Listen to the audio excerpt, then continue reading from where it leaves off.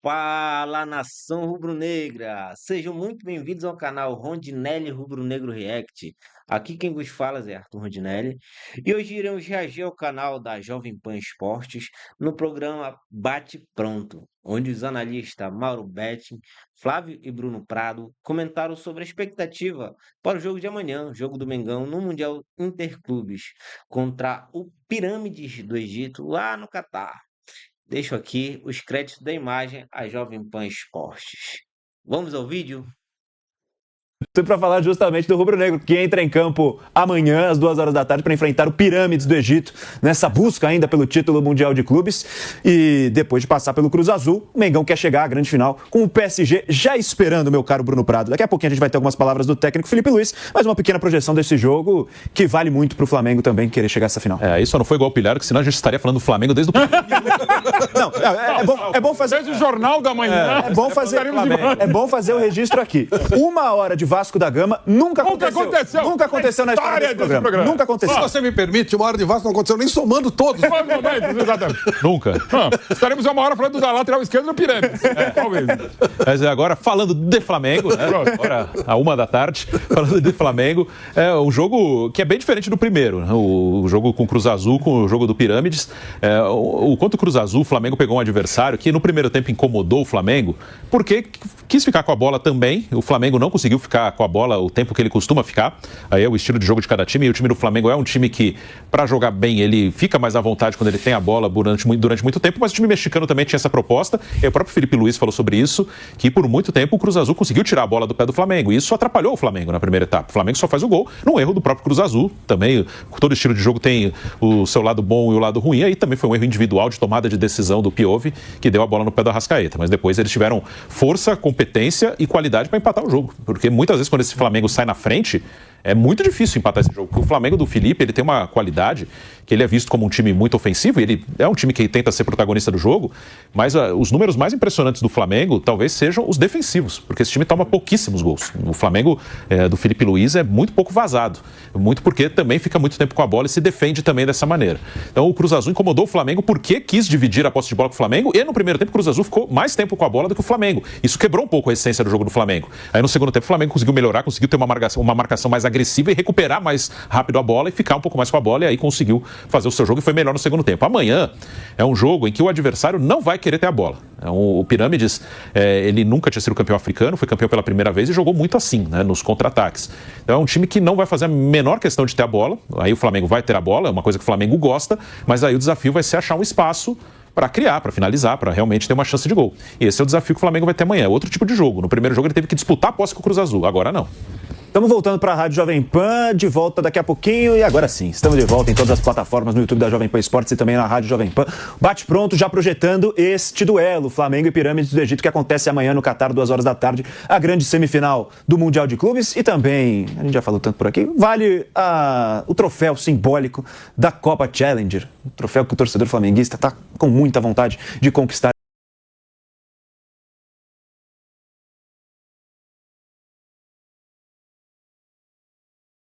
De levantar também. Mauro Betting, projeção para esse duelo, Pirâmides, que é, como disse o Bruno Prado, né, um time novo, um time que conquistou recentemente seu maior título de campeão africano, e a possibilidade do Felipe Luiz, que ele não quis revelar muito com relação à escalação, mas existe a possibilidade de algumas peças serem mexidas por conta do desgaste, até pensando talvez numa final contra o Paris Saint-Germain, Mauro Betting. Tem que pensar isso, claro, a gestão de esforço, né? Isso para o Flamengo. O próprio Cruz Azul vinha de ter jogado menos tempo, né?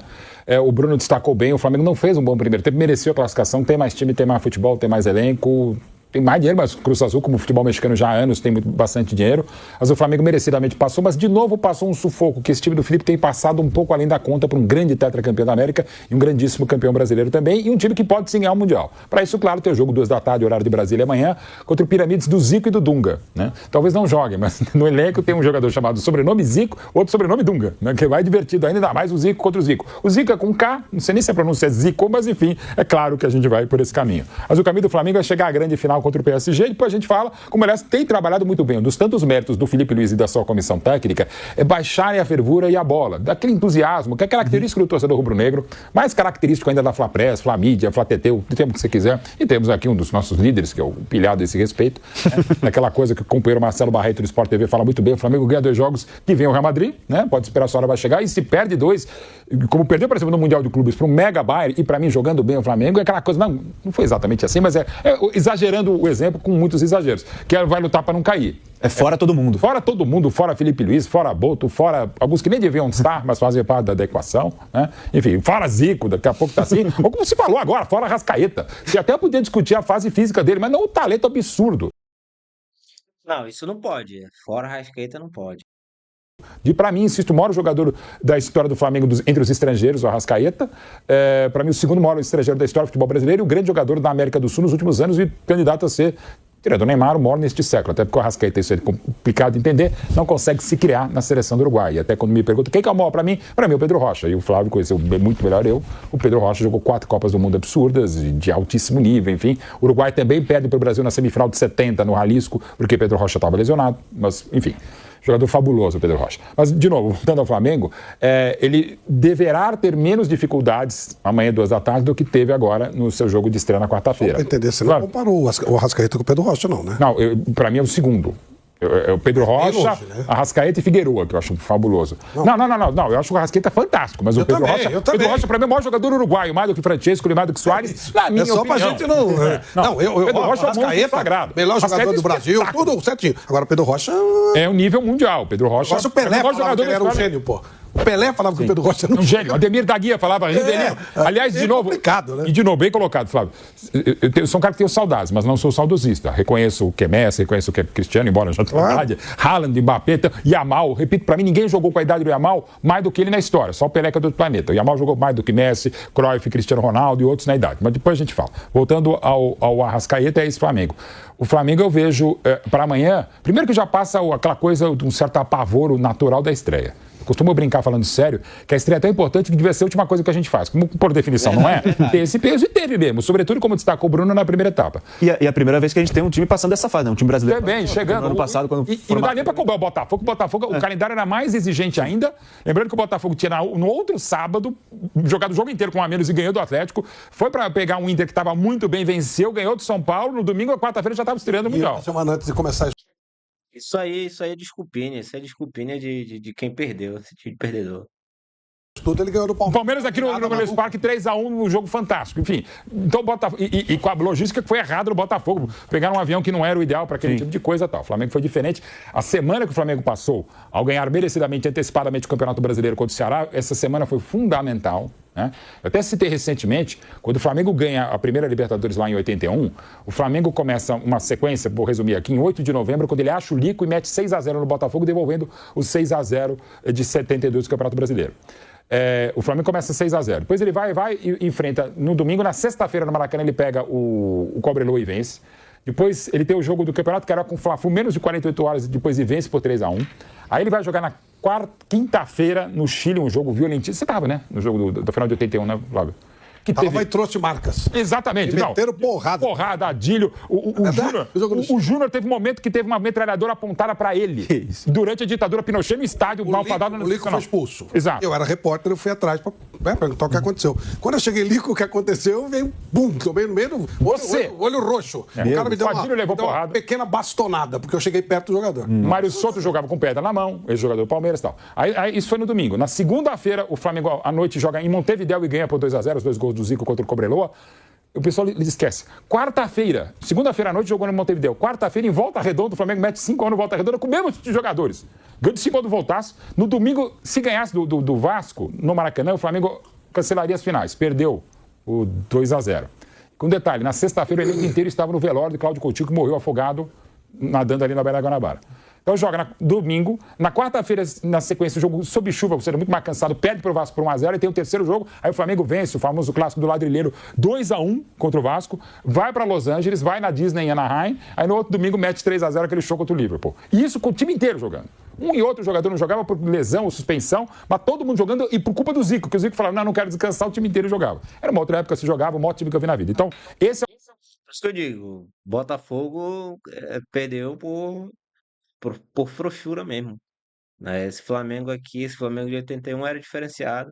Esse também vai com tudo e, se Deus quiser, vamos ser campeão mundial. O Flamengo de 81 para comparar o de agora. Então, o de agora tá uma beleza perto disso. E acho que amanhã o adversário é bem inferior, se comparado ao Cruz Azul e não se compara ao Flamengo. Então, condições normais. E repito, um dos méritos do Felipe Luiz é manter esse time concentrado, pé no chão. E até por isso, para mim, passa.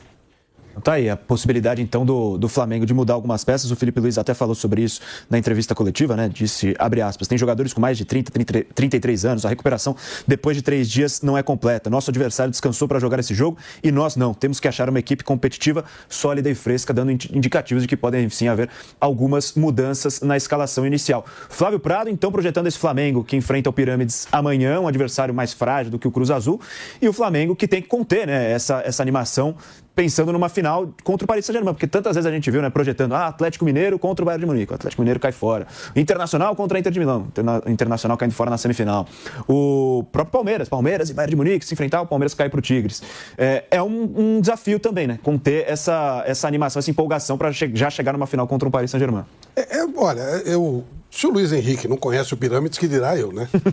Ele falou, eu prefiro o Flamengo que eu conheço do que o Pirâmides que eu não conheço. Não, prefiro o Pirâmides que eu não conheço do que o Flamengo que eu conheço. Então, ninguém tem tantas informações assim sobre esse Pirâmides. Não sei o nível desse time, mas é um time que pode criar problemas, sim, pode criar problemas.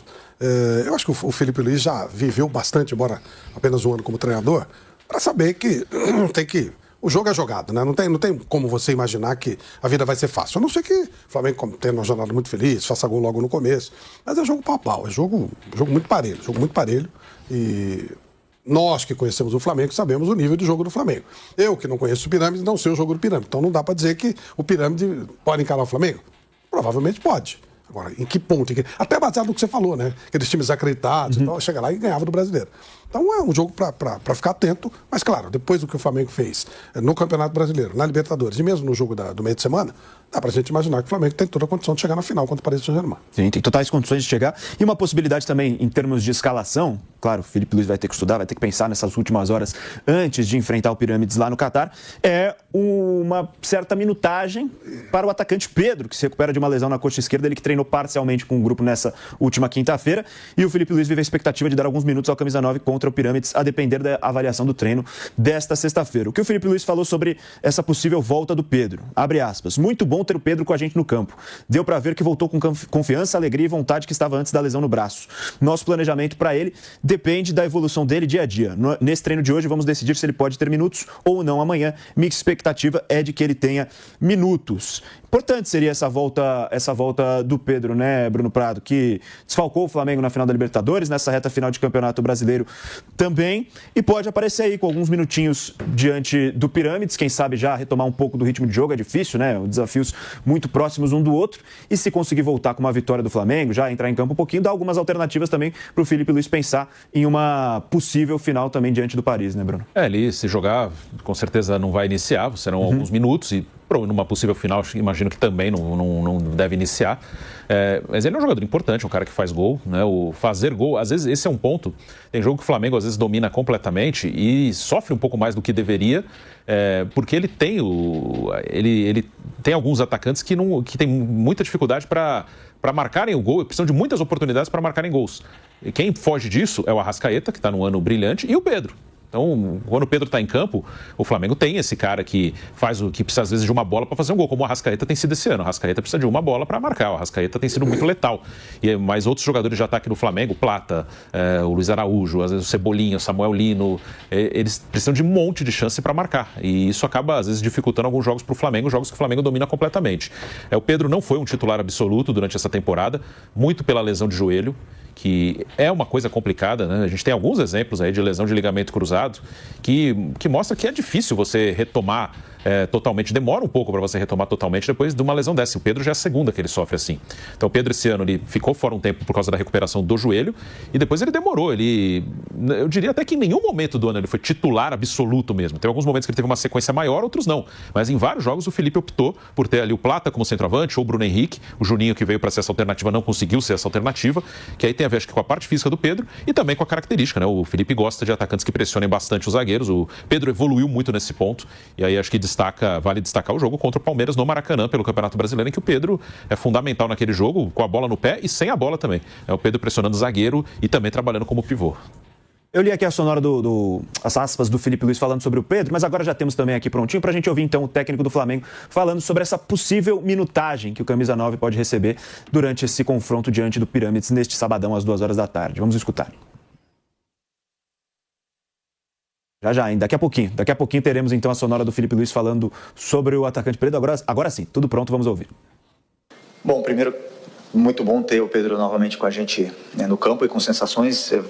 Já deu para ver ontem no treino e nos dias prévios também que voltou com a mesma confiança, a mesma alegria e vontade que estava antes da lesão do braço, que da importância dele na equipe, e o nosso planejamento para ele vai ser segundo a evolução dele no dia a dia. Hoje tem mais um teste para que ele possa ver quais são as sensações, como ele vai estar em comparação aos companheiros nesse treino de hoje, para a gente decidir se amanhã ele pode ter minutos ou não. A minha expectativa e esperança é que tudo corra bem no treino de hoje, que ele possa sim ter minutos no jogo de amanhã. Então tá aí, as palavras do técnico Felipe Luiz falando sobre a situação do atacante Pedro. E, Mauro, fica aquele dilema, né? Porque o Pedro, ele, claro, um jogador importantíssimo para essa equipe do Flamengo. O Flamengo tá 100% focado nessa disputa do Mundial de Clubes. Tem pela frente o desafio contra o Pirâmides e, se passar, tem o Paris Saint-Germain na final. Mas existe sempre aquela dúvida, né? Será que vale forçar um pouco o Pedro agora? Ou melhor preservá-lo para recuperar 100%, já pensando na temporada 2026, que acho que num panorama geral, a gente já entendeu, enquanto imprensa, enquanto... Que é esse 26, cara? É de sábado, é mundial. Conta aí, então... desculpa atropelar para variar. Não, mas pode falar. Assim, não, velho, vai pro jogo. Aliás, o Pedro é um cara que tem que jogar, a questão é saber se começa jogando ou entra depois. Eu entraria depois. Primeiro porque eu acho o jogo menos complicado, tá? Até porque estamos falando de uma semifinal de Copa do Mundo, de Mundial de Clubes, de Intercontinental, o nome que você quiser dar, Interclubes e tal, mas Mundial. Ainda assim é um porque mundial, o Pedro precisa de ritmo, né? Porque ele acabou não disputando a final da Libertadores e não fez falta para o campeão da Libertadores, o Tetra, e mais uma vez campeão brasileiro, porque o Flamengo conseguiu as vitórias e tal.